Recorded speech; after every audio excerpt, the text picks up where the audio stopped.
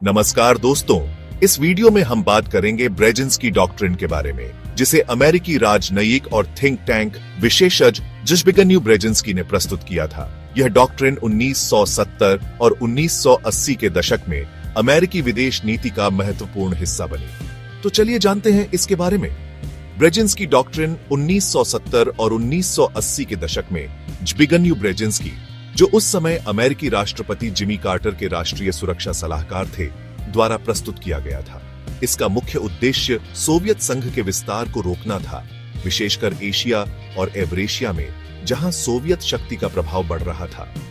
ब्रेजिंस्की ने इस डॉक्ट्रिन में सुझाव दिया कि सोवियत संघ को अपनी शक्ति को एक स्थान तक सीमित करने के लिए प्रेरित किया जाए और वैश्विक राजनीति में अमेरिका को अपनी स्थिति मजबूत करनी चाहिए।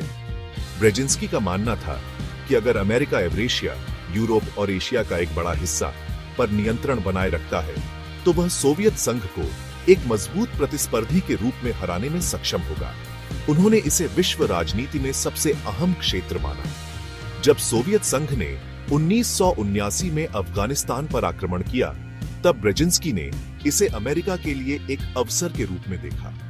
उनका मानना था कि यह सोवियत संघ के लिए एक सैन्य असफलता साबित होगा और इससे सोवियत संघ की शक्ति कमजोर होगी। ब्रेजिंस्की के अनुसार अमेरिका को एशिया में अपने सैन्य और राजनीतिक प्रभाव को मजबूत करना चाहिए, खासकर चीन, पाकिस्तान और अफगानिस्तान जैसे देशों में। उन्होंने अफगान मुजाहिदीन को सोवियत संघ के खिलाफ समर्थन देने का सुझाव दिया, ताकि उन्हें अफगानिस्तान में हार का सामना करना पड़े।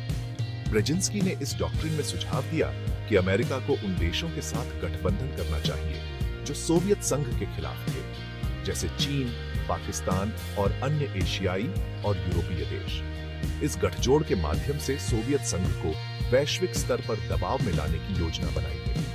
अफगानिस्तान में सोवियत संघ की सैन्य असफलता को एक महत्वपूर्ण परिणाम के रूप में देखा जाता है। अफगान युद्ध 1979 से 1989 ने सोवियत संघ की शक्ति को कमजोर किया और अंततः उसकी राजनीतिक और आर्थिक स्थिति बिगड़ने लगी।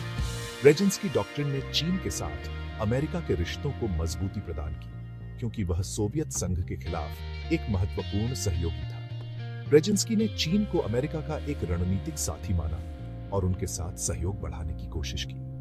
ब्रेजिंस्की डॉक्ट्रिन का असर कोल्ड वॉर के समाप्ति पर भी पड़ा, क्योंकि इसने सोवियत संघ को कमजोर किया और अमेरिका की स्थिति को मजबूत किया। हालांकि कुछ आलोचक मानते हैं कि यह रणनीति विवादास्पद थी और इसके कारण कई देशों में अस्थिरता उत्पन्न हुई।